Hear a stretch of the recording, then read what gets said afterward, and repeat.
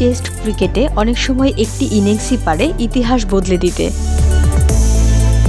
2024 সালের এই ধরনের একটি ইনিংস উপহার দিয়েছিলেন বাংলাদেশের ব্যাটার লিটন দাস। পাকিস্তানের রাওয়ালপিন্ডির সবুজ ঘাসে ঢাকা পিচে যেখানে বলের গতি ও সুইং ছিল ব্যাটসম্যানদের জন্য দুঃস্বপ্ন, সেখানেই এক মহাকাব্যিক ইনিংস খেললেন লিটন।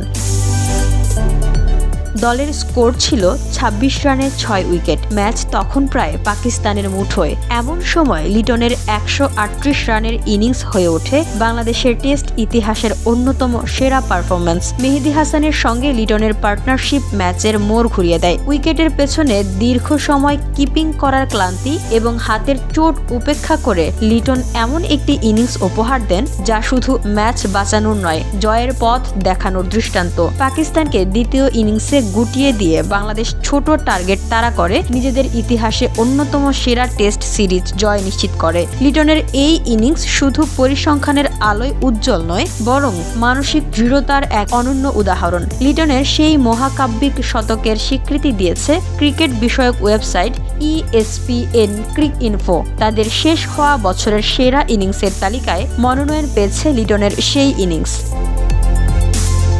Cricinfo award 2024।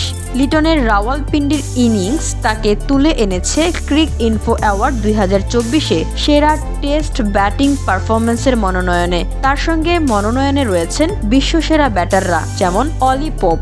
ভারতীয় স্পিন আক্রমণকে দারুণভাবে সামলে ইংল্যান্ডকে এনে দেন ঐতিহাসিক জয়। যশস্বী জয়সওয়াল। সিরিজ বাঁচানোর লড়াইয়ে ভারতীয় তরুণের অসাধারণ দ্বিশতক।